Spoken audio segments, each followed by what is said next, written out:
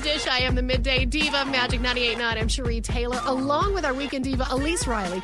And we have a guest diva. Every week we try to get a guest diva with us.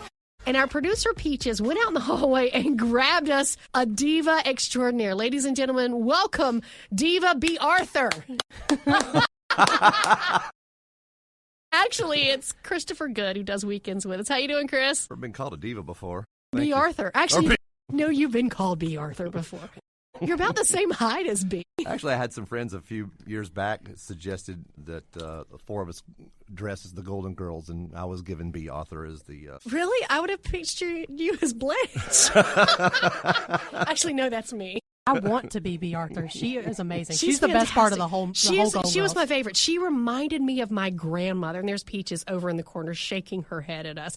Peaches, our producer, hates us because we go off script, and it usually takes us about 5-10 minutes. This right now, it took us only about 3 seconds. So I'm in the hall minding my own business, and I'm drugging here, and I'm suddenly talking about how I look like Bea Arthur.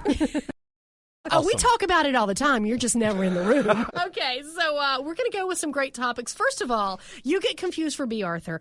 Elyse and I, apparently, even by her own mother, she's confusing the two of us on air. Not only is your mother, Big Mike, who listens to us, one of our great friends of our show, he sent me a text this weekend via Facebook Messenger, and he's like, okay, why does Elyse sound like you? And my reply was, 'cause I'm awesome and she loves me. I mean, it just comes out that way. If you're trained by somebody and you're around someone for so long, it just happens. Exactly.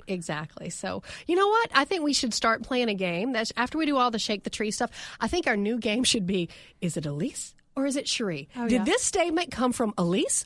Or is it Sheri? We'll have it pre-recorded because there's some stuff that you say that's totally Elyse, and there's stuff that I say that is oh so Sheri. That's valid, yes. The best was my mom texting me on Monday, and she's like, oh, I thought you were on the air today.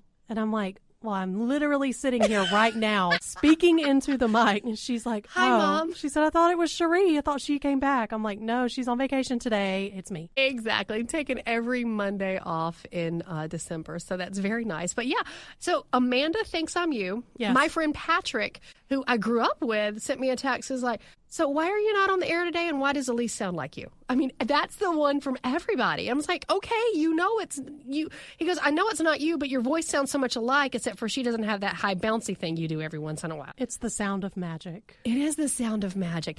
They want to keep it just straight across the board, and that's why sometimes we have, if you can't do it and I can't do it, we have Bea Arthur do it. Seriously, Chris Goode is great. I've known you for years. We worked on Bea together. We've known each other, and we've worked in television and all this other stuff together. But this is the first time I've actually been on the air with you. That's true. I haven't thought about that. In 20 years of knowing you. Wow. And I'm only 17, so I don't know how that happened. I'm Bea Arthur, so things can change on a dime. Well, Miss Dorothy Nyland. No, I just put two names together. Was it Dorothy? Dorothy Zbornak. That's who it was. Yeah. That was her name on there. And she reminded me so much of my grandmother. So I think she is my favorite. I don't know. Maybe not as much hormone testosterone as you have there, Bea. Okay, first of all, let's go over here before Peaches, our producer's head, blows up on us. And Elyse has already resorted to texting. It's gotten really bad. Let me go on Indeed.com and find out if there's any job openings not around Sheri. Nah, Shorty asked me a question, Shorty from the afternoon show over on B. So I had to, let me cover my butt. What was his? Well, we got this email from a listener saying that some of Murphy, Sam, and Jody's stuff was repeating. And I know that's not true because I'm the one that produces that show and my butt was here. So I had to tell him. Maybe, I don't know, they have psychic abilities, Apparently. and it was deja vu. I know. Apparently they were confused. So here I am. Here you are. Okay, good. Well, this is Shorty. I checked out Shorty's brother's restaurant the other day when I was I want to. It's so good. It's so good. And you know me, I'm not a big burger eater. I ate the burger there. It was amazing. Well, back up. Tell me about this. I like burgers. It's really good. It's called the Woodside Bistro. Okay. And it's really good. And they just started opening for dinner. They were just opening for lunch. You get the option of sweet potato fries or regular fries or a salad with yours as your side. But it was a really juicy, delicious, hand-patted burger. I love the perfect amount of pepper seasoning, and it was perfectly seasoned, grilled, and everything, and it's wonderful. It's in the old Mill Village of Woodside where they're redoing everything over there near the charter school and the soccer stadium, so it's amazing. So go try it. I will, yes. How about we do that one day? You know, I'm taking next Monday off, Bea. Let's go do that. Done. Even though Bea's filling in for me because Elyse is off too. No, There's a lot of shuffling going around here in the holiday season. It's Christmas time. Someone has to shake the tree, and Bea Arthur is going to get over there in her pant leisure suit, knocking the tree around, see what ornaments fall off for you. Okay, speaking of knocking things around and see what happens just to fall into your lap. We've talked about this before, things that you leave a hotel or a restaurant that somehow end up on your person, Elyse. I don't know what you're talking about. We have several podcasts about that, so if you can go back in the archives and listen to our podcast, you might want to pat Elyse down before you leave the room. If there's something you have, she might end up taking it. She's a cop's daughter, too. It's not every time I leave a room, only sometimes. It's just when things Special appear rooms. to her, or like tiny spoons, or, I don't know, robes from very nice hotels. Robe, singular. Robe. I just The want to robe. put that out there to the listeners. Robe, singular. So when we go on a magic road trip, we can only go places that do not provide robes. Or other things, apparently. Okay, yeah, here's another thing. I was joking about people stealing, like, I don't know, last week we were talking about, some people, you just can't steal a mattress when you go to the hotel. Apparently, you can. 4% of luxury hotels have had someone steal a mattress in the past few years. Plus, some of the most common stolen items are hand towels. Guilty. Wonder who does that. I don't know. Hangers. Why would you take those wooden hangers? Because they have like they're like mannequin heads because it comes off and the thing clips to the bar, so you've just got the peg part. Exactly. I thought the same thing when I read this list. I'm like, You who don't- is doing that? You don't even have the hang part of it. You have the You're true. taking home an Why would you need an Why would anybody need an B?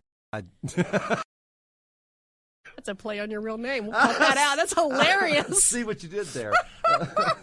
You're much cleverer than I thought you would be. Not as stupid as you think. I am pretty smart. I was educated in the South Carolina school system. Yes, as I was too. Oof. I know. That's not a good argument. Okay, seriously, why would you just take I don't know why you would take that because the hanger part is still staying at the hotel, so all you've got is this little wooden frame that you can lay on the bed. I don't know. Maybe Joan Crawford would approve. It's not a wire hanger. It's a wooden hanger. There you go. But you can't hang it. No, but maybe you can boomerang it. It kind of looks like a boomerang at that point. It does. So I wonder. Or maybe that's what you take to throw at the security cameras so you can knock out the security cameras as you're taking a mattress. They said out of people responding, luxury hotels, 4- and 5-star luxury hotels responding, 4.2% of those surveyed say they had someone steal a mattress. I have many questions. Go Number for it. 1, I want to know, how did you get the mattress out of the hotel room? Did you throw it off the balcony? Yeah. Number 2, did you get a charge on your credit card? How did you avoid that? Because it is obvious that a mattress is missing. Unless you went into a room maybe that was unlocked or something and took that mattress. I'm thinking that's it. But yeah, those are my 2 big questions. How did this happen, and did you have to pay for it? And you I know need to what my question is? How do you take 0.2% of a mattress? That's true. No one Just thought the of that. bedding or the cover. Or yeah. Why or- would or- you want that from a hotel? I'm just saying. Okay. You see, duh. Even in End of- 5-star hotels. It happens. Right, it does. You So don't why put your would you do suitcase on that? the floor. That's why you Yeah. have the little suitcase, little caddy things you Yeah. put it on. And oh my gosh. Okay. They said it usually happens in the night when the reception is not open, when there's nobody there. But if it's a 4- and 5-star hotel, there's always someone there at the desk. Don't they have security That's in a what they hotel that said. fancy? Some of them have security camera footage showing them transporting it to the elevator. See, So you're not getting away with anything. You're not. You're not getting away with No. it. They see it. But you and I were talking about this yesterday when you came in here for a little bit. How? If you're on vacation, what are you going to do? Stick it to the top of your Prius and go down the road? That doesn't happen. You can't like roll it up and stick it in your carry-on, or can you, Elyse? It's difficult. We've tried. Yeah, I don't know about the mattress. I'm still, in my mind, it goes out the balcony and then it just goes below. You use the sheets to lower it down like you're breaking out of jail. But these people are just taking it straight down the elevator. They're going for it. They're They're full going on. for it. And I'm thinking, because Chris and I were talking about it yesterday. What are they like traveling and they've got like a U-Haul behind the Prius or something? I think it's something they just plan to do in In their advance. own And town? probably exactly in their own town. They just do the reservations in their own town. get the mattress and then go home and then I guess put it on their bed. I mean, paying $120 a night for a room, I mean, that's way cheaper than buying your own mattress. But so again, if I'll you've give got you a that. security camera that catches you, it goes back to what you asked. Do they do they charge it on your card later? I have so many questions. And here's the thing. If you get busted, you go to jail. You're Well, going to get yeah, a free mattress anyway. Right. You're going to get 3 hots and a cot. Mattress. Yeah, you're like in the hooscal, okay? Yeah, I just said hooscal because it's the 1940s. Why am I not home cooking, right? Just stick to shampoos.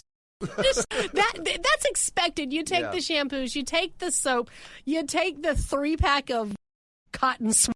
I could even justify the pillow. Yeah. I mean, I've never taken one myself, but they are really nice. So I could see if you stuff an extra pillow. Especially those we were in the Columbia for the award show. Those were nice. That was a comfy bed. Well, being a geeky guy, I mean, I would be inclined as a geeky guy to figure out a way to take a TV or something. Oh, yeah. And that would be me.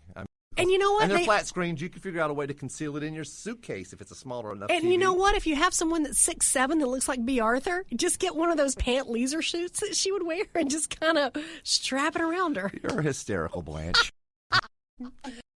Yeah, definitely Blanche here. I'm not even sure. I think you'd be more Sophia. Elyse, I'm looking at you. The weird one? No. That's Rose. That's the Sophia old mom. is the sage that would just be like, I can't. No, that's actually Miranda from the block. I can't with you. That's just Miranda. True. That is so Miranda. Yesterday I was telling her something and she was just like, let me just stop you right there. Because she's totally, picture it, Sicily, 1983. Yeah, that is Miranda. Okay. No, so I want to be Betty White. I'm just putting that out there. That's Rose. She's the sweet dumb one, but you're not dumb. Yeah. Valid. Sometimes. Sometimes you answered Shorty's text. Now you're having to keep constantly replying. Yes. That's now we're the on thing. the email chain. Email chain. All right, let's go on to something else here they said was stolen. Obviously, it's a given. You take the little bottles of shampoo or the pen. I always take the pen in the writing tab. The tablet, I always take that because I'm always doodling on it. And if I've written something on it, I don't want the next person to come in and do like that Dick Tracy scratch over it with a pencil to find out what I wrote. True. I mean, it's not like it's my bank account number, not like they can get far with it. True, which is valid. I always take that too, just because you just never know when you're going to need a pen and paper. I have so many pens from so many hotels. But another thing people said they take, batteries. Batteries? Batteries, like out of the remote control? Control. Are you that chintzy? Yeah, because double A's batteries are so expensive. Got a Friends reference coming in 3, 2, 1. Okay. There's an episode of Friends where Ross and Chandler go to a hotel, and Ross is trying to tell Chandler, like, oh, these are the things that you can steal. And Chandler's like, oh, like the remote. And he's like, no. The batteries, though. Yes. You can take the batteries. You can take the light bulbs, but you can't take the lamp. So he has a whole suitcase full of just stuff. Ross did? Yes. Like toilet paper rolls and light bulbs, salt from the salt shaker. Like, I mean, he took it to the extreme. Why would you take the toilet paper out of a bathroom at a hotel? Because that's horrible. It's not the most comfortable. It's not even one ply. It's ply. Well, he said it's it was plywood. because the price was built into the room. And so he's like, the price for all of this stuff is built into the room, so I'm going to take it. And he had a whole suitcase full. Was walking through the lobby, tripped, and it busted open and falls everywhere. That would so be my luck. That would so be my luck. I'm so sorry. Now, I've told you that I like sometimes to cool off my thing, I'll like wrap a damp a hand towel around like my hair straightener or my hair dryer or anything like that and forget to take it off when I'm packing. And I get home and I'm like, oh, I got a white hand towel. I had a lovely collection of those for a while. So, people started asking, where did these come from? Well, you wouldn't believe it if I told you. Now they know. Now they know. Absolutely. Okay, so what have you ever taken aside from the shampoo? Have you taken anything from a hotel, even mistakenly? I mean, did you take a bellhop home? I'm sorry, I forgot. I've taken shampoos, but I mean. And thank you for that Christmas gift last year. That was a lovely assortment, by the way. Like that. The year before was Red Roof Inn, so I appreciate it. Yeah, well, it's a step up. Yeah, that's me. You left the light. Classy. Actually, you would leave the light on for me, but Elyse over here took the light bulbs thanks to Ross Geller. He taught me everything I know. I live my life by the book of Friends. I do. And that's another thing. People are talking about, people took silverware, pens, hangers, bathrobes, cosmetics, batteries, art, blankets, and pillows. No one mentioned stealing the Gideon's Bible. Interesting. No one took the Bible. Perhaps they should. Maybe they should steal the Bible and go, Yeah, it does say right here in these 10 little things right here. That's wrong. But I will tell you this. When I was in college, my sorority formal was in a very nice hotel in downtown Greenville. And there were these lovely little glasses we all had a collection of because they kept bringing us more glasses to the room and stuff like that. And people would bring the glasses up. And so we all, for the longest time, had these lovely rocks glasses we had a collection of. Well, it's better than when I was in college. We went to a pretty well-known restaurant in the area and decided we were going to take a bucket of peanuts. It's a big bucket. You took the big bucket from that place that has a state's name in it? Mm-hmm. We did. Oh, my gosh. We had peanuts for a really long time that semester. You're not the one that kidnapped the armadillo, are you? No. The guy in the armadillo costume's like, well. No, we did have peanuts for a while that semester, though. He's hanging out with the bellhop that Chris over here stole. What am I? Oh, never mind. What? Why am I stealing the bellhop? I don't understand. Oh, because maybe you wanted someone to pull your car around constantly, take your bags to your room, tidy up after you. Bellhop, I'm stealing this TV. Could you pull my car around? Let's just face it. You guys already pegged me as Blanche. I would be the one stealing the Cabana Boy. Y'all know that, okay? That's valid. I'm waiting for a that's valid from Elyse. That's true. That is so true. That is so true. Be like, I don't have one of these at home. You think they'd notice if I took it, Elyse? What, the Cabana Boy? Yes. Okay. So anyway, some of the most common stolen items from a hotel. We want to know, go to our Facebook page, facebook.com/magic989 online. The story is there, but let us know if there's anything weird you've ever taken from a hotel or you checked into a hotel and something was missing. I have checked in a hotel and they gave me the wrong room number and I walk in and there's a man coming out of the shower in a towel. Oopsie. So I just stuck around for a while. Thank you, Blanche. Well, when in Rome. Rome, Georgia. The Red Roof. At the Red Roof. Red Roof Inn, yeah. Okay, so we want to know. Comment on our Facebook page. And something sweet. Okay, so something very sweet. An 83-year-old guy wrote a Christmas song 40-something years ago for his family, and it finally made it on the radio. There's a guy in Texas who wrote his Christmas song for his kids, actually 54 years ago. I'm a little dyslexic some days, and it never got released. Now the story's going viral, and radio stations all over the country have started playing it. It's so sweet, too. I don't know why we don't have it on our playlist just yet. We should. I think we have it up on our Facebook page. You can listen to it there. Let us know. And there's no mention of Dominic the Donkey in it one time. We still have someone requesting that song, and that song is not in our rotation. And Elyse is like, I listened to the song. It's sad. It's depressing. I finally heard the song the other day at a remote, and it will never happen. I'm sorry. We're literally the worst song. Christmas. Oh, yes. It makes that look like a festive. It honestly does. Chestnuts roasting on an open fire. Nat King Cole himself has blessed that song. That's the first thing I said. I text Sheri and I was like, I heard Dominic the Donkey. I would rather listen to I Want a Hippopotamus for Christmas and Feliz Navidad on loop than listen to this song. Peppered in with the song that I hate for Christmas. So Grandma got ran over by a reindeer. Yeah. I want that song to be run over. I hate that song. So because I have a lot of time on my hands, apparently, I actually looked up what it would cost to give someone the 12 days of Christmas. You did? How much would that cost? That would be $171,000 to buy the 12 days of Christmas for someone, because you're thinking about the fact you've got to buy 5 golden rings times 7, because I mean every day it's more stuff. Oh my goodness! And and lots of birds. And then you got to clean up after the birds, but you can get free newspapers because they put them outside your hotel room every morning. I'm sorry. After the second day of Christmas, I'm breaking up with whoever's doing this to me. I'm just saying, we're done. Yeah, I'm not buying an aviary. I'm not aviary, but you go to a hotel and maybe you can borrow conveniently some of those things, like on the first day of Christmas my true love gave to me, I don't know, a mattress stolen from the DoubleTree. There you go. Yes, on the second day of Christmas my true love gave to me 2 pints of Jack Daniels stolen from a mini bar. Yeah, something like that. Yeah, something like that. Yeah, that'd be a whole lot cheaper. It'd be a whole lot. Yeah, it could be. But yeah, that's a lot. And here's the something that panics me every time I hear that song, because I have a mental shutdown because my mother always hammered into our heads, write thank you notes for everything. Thank you notes for everything. Can you imagine all the thank you notes you have to write for that? I know, and you got to keep them in tights because when they leave, sometimes they split their tights. Can't sleep. These drummers are just... Here's what you do. You basically choose, all right, Turtle Dove, it's time for you to go in the oven. So you cook a lot of birds that week. Yeah.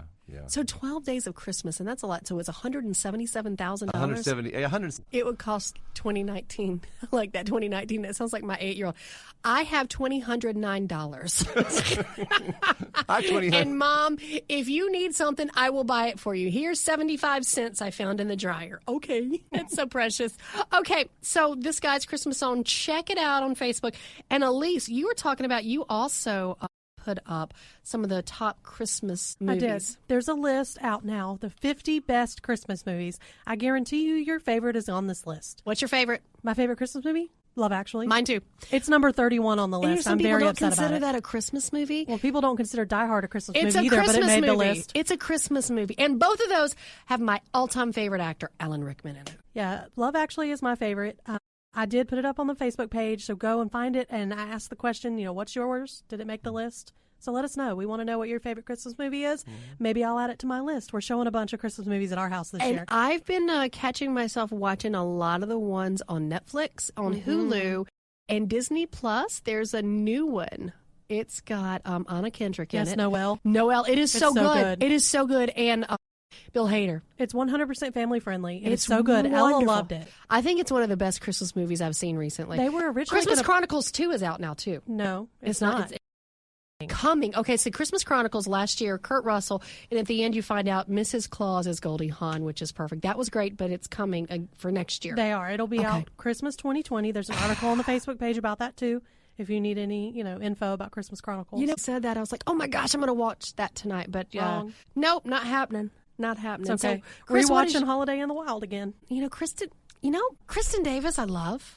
She has a South Carolina connection. She grew up in Columbia for a while. Her dad was a professor at USC, and she actually went to church with my ex-husband's grandmother down in Shandon. So, everybody kind of knew she was from South Carolina. Great, but what did you think of Christmas in the Wild? I loved it. I loved it, but Roy, our promotions guy, and I were talking about it. He goes, they just jump because, the elephant went from here to here, and then, she's there at Christmas, and then she's back in July, and all this other stuff. I'm like, it's called suspended disbelief, Roy. Yeah, you have to just take that kind of stuff. Yeah, you got to take the Christmas movies with a grain of salt because it's like the Hallmark movies. You just got to believe. You can't. They're on in the studio while I'm here to extend the holiday joy. And you can't fully watch them because you have to do on the air stuff. But there was one the other day called Switched at Christmas with DJ Tanner in it, Candace Cameron Bure, and I'm here for it. Because at my mom's house, they're usually on, and you can hear it. So can their neighbors because they play their TV very loud. They're like, oh, look, they have the Christmas movies on again. And it's July. Yeah, that happens at my folks' house. Okay, Chris, what's your favorite Christmas movie? Oh, I love Christmas Vacation. That's all. Oh, my gosh. That's so the one. good. But see, I always watch it on Thanksgiving. Do you? Because that's my kickoff to Christmas, National Lampoon's Christmas Vacation. Awesome. Because the aunt and uncle, Aunt Bethany, and the uncle. Yeah. That was my great aunt and uncle. I almost said Uncle Walt and Uncle. I used to do this all the time as a kid. I used to say Uncle Doris and Aunt Walt. But no, it was my Uncle Walt and Aunt Doris. They were my great aunt and uncle. They were more like grandparents to me. And it was just the first time we saw that movie. We watched it as a family, and we're all looking around. And those two are laughing the hardest. And we're like, that is them. That is them. And so now that they've passed on, it's kind of like when you see that, you're reminded of how sweet and endearing they are. Remember in that extended family that will relate to at least somebody in your own family. Exactly. Yeah, Now, who do you relate to in the Christmas Vacation movie? That's a hard question. Sometimes I guess the Chevy Chase. Clark, yeah. Clark Griswold, yeah. I can see that. I just feel like everything is just coming down around me sometimes. Exactly. You want to make Christmas perfect, and it's just you're watching the old videos and the family. You want people just to have that feeling at Christmas. Yeah. And next thing you know, you get locked in the attic. Yeah. You're sitting there in your grandmother's old fur with a turban on like Gloria Swanson. Or Bea Arthur. Ching. You got it. Okay. Yeah, okay. All right. In that movie, who do you relate to, Elyse? I don't know. I kind of like the people that live next door that get really mad about all of the Margot. stuff. Yeah, I love Margot. Just because I don't like decorating for Christmas. It's not because I don't want to or don't believe in it. I fully do. I just don't like to do it. And so I like how critical they are of everything because I feel like I'm driving around going, really? Really? We judge. You and I both judge, yeah. I'm not necessarily Margot. There are days that I'm at the Margot level, but I am definitely the Griswold's daughter, Audrey. because she is just so out of it. She's just kind of like, whatever, just whatever. And I'm kind of like that. And I know that sounds bad because I'm on the Christmas station, but I'm just kind of like, I'm over it with the whole family. It's like I'll step into a family event. Yeah, that's great. And oh, look at the time. I got to go. I mean, we have been playing Christmas music for the last, 6 weeks? Yeah, you know what? That may jade me a little, but I do have 2 young sons at home, so I have to keep the Christmas spirit up. I have to keep it up, especially because I've got an 8-year-old. I've got a 12-year-old that's, He gets what Christmas is about, if you know what I mean.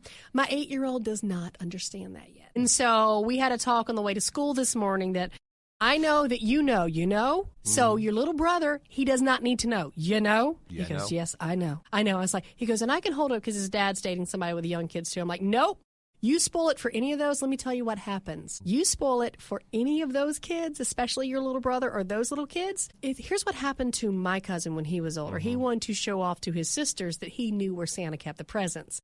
He showed them, well, his parents took back his Atari system. That's when Atari systems were big, that he was supposed to get that Christmas. Kids out there, be smart, milk it as long as you can go with it. Exactly.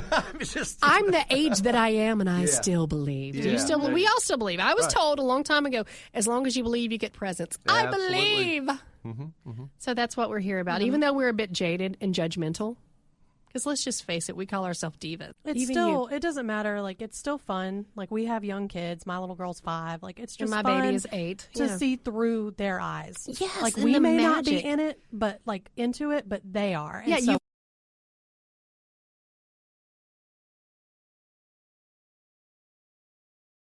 Exactly. But on air on our podcast, because, my son doesn't have access to our podcast, I can be like, well, let me tell you the truth. And I will tell you this, too, because I get a double whammy because my youngest son, his birthday is 3 days after Christmas.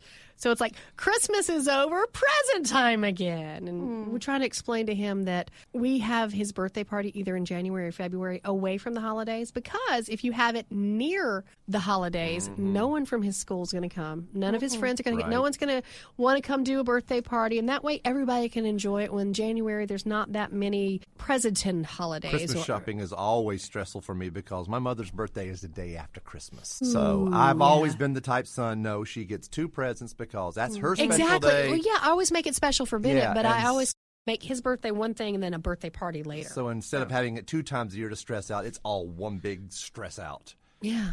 Because it's like, it's hard enough figuring out the Christmas part. And then something that says not Christmas, but I think of you all year. Right. My husband's is 2 weeks after Christmas. Yeah. And it's close enough. Yeah. Like, it's awful. And then Ella's is 2 weeks after that. And so, yeah. I mean, I'm grateful for that month in between Christmas and her birthday. At least it's not 3 days. But it's still so hard. It's, I wish, sometimes it was like 6 months. Yeah, I actually knew somebody when they found out that I was expecting Bennett right around Christmas. She told me that, she was a Christmas baby too, and her mom insisted on throwing her a half-year party. Yeah. Which I thought was brilliant. But Bennett, he wants his friends from his class to come this year, and so we're going to have it sometime in January. So someplace local, but you can't do it over Christmas break. And, of course, on their birthdays, they're allowed to bring cupcakes or donuts or cookies or whatever for their birthday. So I either have to do that before they get out on Christmas break or after. Totally unrelated. What if your birthday's on February 29th, leap year? I know somebody's like that, but then again, I mean, are you older or younger, or do you just kind of stay? You celebrate your birthday every 4 years? I know. The person that I know, they do it. They celebrate it on the 28th. Do they? Unless it's actually a leap year, and then, of course, they will on that day. But. Yeah. I've got a cousin, and I can't remember which cousin it is that's born on leap year. And I can't remember which cousin it is. And so every year I kind of like, okay, is it their birthday? Is it not their birthday? And it's one of my cousins. That's so bad because I have 8 cousins on one side and 17 on the other. It's crazy. I think it's 13 on the other because my grandfather was one of 17. There's so many people in my family. If my mom goes, do you know your cousin? Yeah, sure. Sure. I remember that person. Yeah. February 29th is completely special for me in a completely very opposite way. February 29th was the first time that I saw Cher. February 29th, 2000. I didn't know what you were going to say. I know. Your face was funny. Which farewell tour was that? The very, very first one. And which Cher face was it? Was the farewell tour. The farewell tour. In February 29th, 2000. At Did the she turn back time? Used to be the Ballot Oh, my gosh. My friend Tanya and I were at that one. So I really want to see her. I think it was Cher we saw. We were in the nosebleeds. Oh, no. I was not. That started the obsession. I was obsessed before that, but now so that's why we're taking Magic Road Trip. otherwise. I'll sleep outside. For Cher, I'll camp. I do not camp, but for Cher, I will sleep outside in the parking lot. I wonder if we can glamp in Charleston. Are you allowed to glamp in Charleston? I'll sleep on the floor. I don't care. Their gators want to be chomped. So yeah, every time leap year rolls around. So this year is actually my 20th leap year Cher-iversary, and I want to go see her in Vegas so bad. She just said Cher-iversary. It's real life. Chris didn't know this about me, that I'm obsessed with Cher, but I am. We warned you about the Friends thing, not the Cher thing. And so yeah, you say leap year, and I'm like, what? We're talking about Cher? That's my Cher. I had no idea where you were going, but I was like, I don't think we can talk it. I paused for a reason. Your face was hilarious. Okay, one of these days I'll tell you about the Princess Bride and me. Okay. My Princess Bride anniversary. Chris is like, get me out of this conversation right now. Because Chris and I had a conversation yesterday that someday that phrase that you quoted me will end up in a script that I write. Yeah. Definitely. Yeah. So you're breaking up with me? That's great. There's some other things I've been wanting to try. I'm going to go take care of that. And my friend Jen is a life coach of sorts. And so I was talking with her over the past few weeks, and I talked to her about something last night. And she goes, talk about manifestation. That happened for you. That's what you've been saying you want. And so that's your manifestation right there, that breakup over an answering machine. Who knew years ago? Okay, that's enough on the Divas Dish before we all get fired or we'll just be selling our story. We always do. We always do, and that's why Peaches is like, I quit. Our producer, Peaches, we'd like to thank you, and we are so sorry that we're going to send you to an untimely visit to the insane asylum. So thanks for joining us on the Divas Dish. We'll chat with you tomorrow.